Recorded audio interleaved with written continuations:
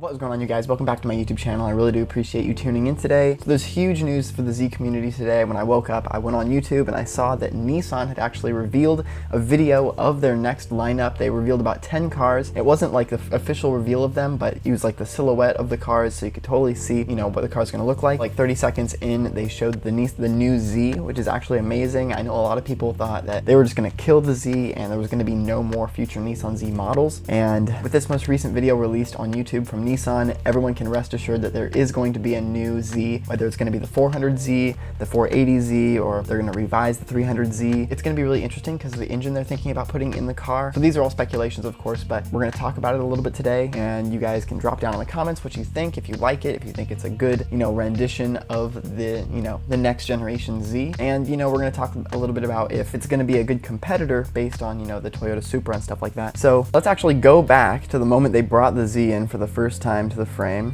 Here we are. Okay, so based on this side profile, it's super Z, you know, like I think it looks amazing so far. Just like the side profile, I think it looks great. I mean, it really looks like a 370 or a 350Z, and it even has like the rounded headlights in the front, kind of giving me vibes from like the 240 and stuff. Let's keep playing it. So another thing I noticed right here is this basically guarantees that the Z model or the Z lineup is still continuing. So I know a lot of people were thinking that maybe they were going to replace the Z line with a new like mid-engine like sports car type of thing, but this right here is pretty much proof that on the C pillar they put the, you know, Z logo on there, which is actually pretty awesome. So it's basically official. And then let's go back to that last frame. All right, so it looks like it's got some sort of diffuser down here, which is pretty nice.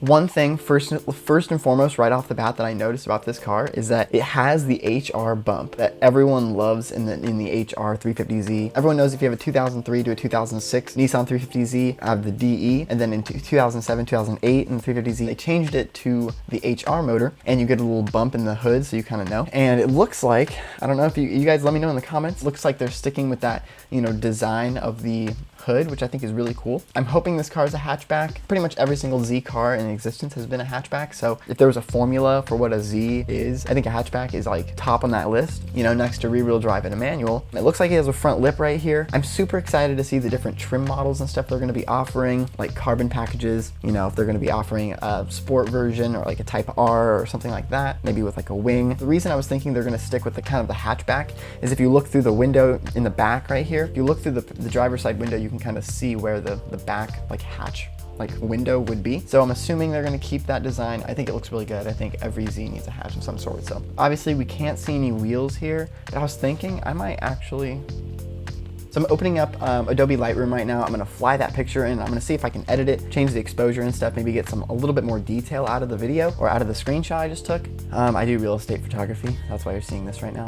All right, so I'm not like a hacker or like a computer genius, but I might be able to pull some detail out of this. All right, you guys, so we have the picture right here in Lightroom. I'm gonna try and just, so it's like I wasn't able to do too much, but you can kind of see down here some like curvature down by like where the side skirt would be. One thing I kind of do like based on the design, what we were able to do here is that, I mean, the front lip, the way the front lip wraps around it looks like it continues down the side of the car and then it wraps all the way around the back rear bumper. I think that's great. You know, I think if you look at the 350Z right now, the back kind of comes up, and I feel like it's just really round, and they kind of fixed it in the 370. So I'm assuming here they pretty much probably eliminated it, and you got nice lines in the back now. So it's going to be really interesting to see how it looks. It looks like right here we might even have like a 3-piece front lip. Can't really tell, but it looks like the third piece is there, and this is the middle, and this is the side piece. It's really hard to tell, and it's hard to see where this comes around. Maybe like right, like it's big. It's kind of giving me like Aston Martin vibes in the front. I think it's really cool, actually. I think it's really good. It's gonna be really awesome to see, you know, what wheels come on this car, what the ride height is, stock, and stuff like that. It looks like it's fairly, looks like it's fine. Looks like it's fairly low. It's gonna be awesome to see what this car is gonna look like, the different colors it's gonna come in, the different trim packages when it's released. One thing I do want to check out really quick before we end the video is I do want to look over here. Car and Driver posted this one. This was April 30th, so about a month ago they posted this.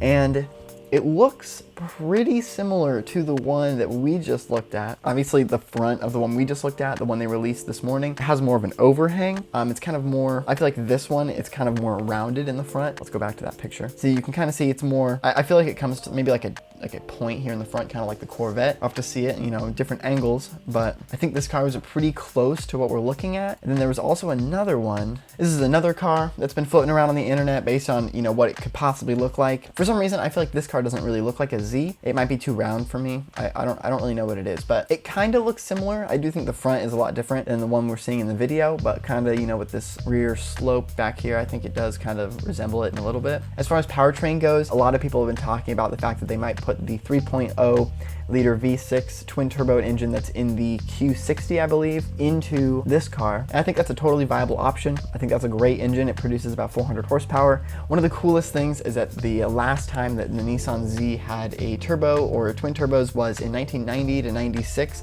They had the 300ZX. That thing produced like 300 horsepower. A pretty insane car for the time if you think about it, considering the Miata was pushing like around 100 horsepower. So, and they're super tunable and stuff like that. So it's pretty awesome to see that they're finally thinking about bringing turbos back into the game. I think it's going to be good. I think Nissan's got a great plan under their belt right now. They've kind of been in some interesting financial situations, but I was watching, they had basically their entire financial plan. They posted a live stream. It's an hour and a half long right before they released the Nissan Z video we just watched. So they talk about how they want to bring back like their culture and what Nissan is about. They called it the Nissan-ness. I think that's kind of funny actually, but they do want to bring back the Nissan-ness. I know for a long time they've been really focusing on like the Armada and stuff like that, where it's just been like family cars, safety and stuff like that. So let me share some thoughts or resolution that I have in mind. Let me re-emphasize.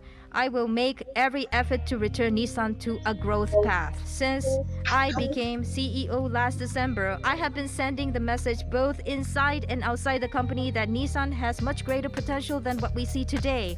Nissan has great assets and qualities, including talented employees, global business experience, persistence, and tenacity to accomplish, and we have learned from past mistakes. These are all our great assets. We must admit failures and take corrective actions.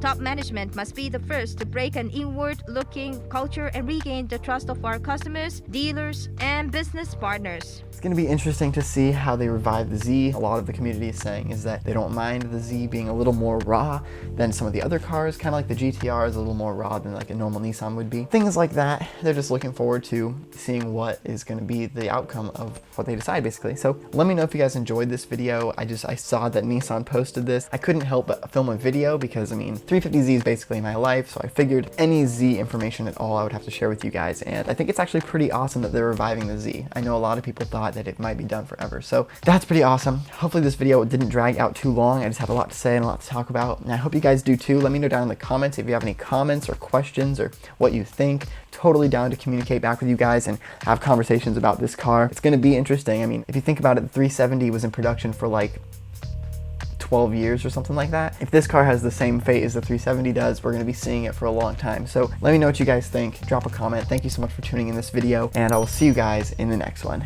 Peace out.